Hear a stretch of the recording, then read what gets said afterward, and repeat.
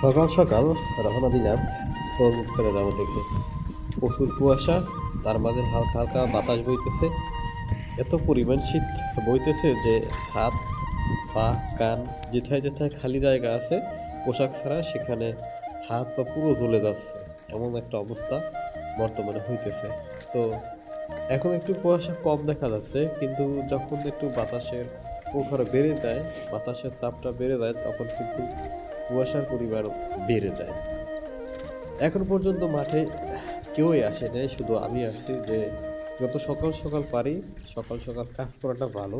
সকালে কাজ করলে গাছের গোড়ায় তেমন কোনো ক্ষতিগ্রস্ত হয় না।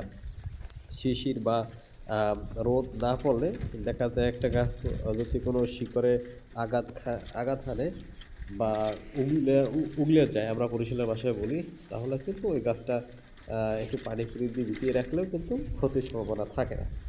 যার কারণে খুব তাড়াতাড়ি ভোরবেলায় আসা, এবং দেখা যায় রৌদ্র ওঠার পরে কাজ করলে সেক্ষেত্রে দেখা যায় শারীরিকভাবে অনেক সমস্যা দেখা দিতে পারে। যার জন্য তরমুজ খেতে সকাল সকাল কাজের জন্য বের হয়েছি। কিন্তু দুঃখের বিষয় হচ্ছে যে যেই পরিমাণ ঠান্ডা এবং বাতাস বইতেছে, এতে মোটেই সম্ভব না আসলে মাঠে কাজ করার জন্য। আর বিশেষ করে রোদ না পড়ার কারণে অনেক মাটি কিন্তু এখন পর্যন্ত ভিটামিন অবস্থায় আছে। যাই হোক, আল্লাহ হাফেজ।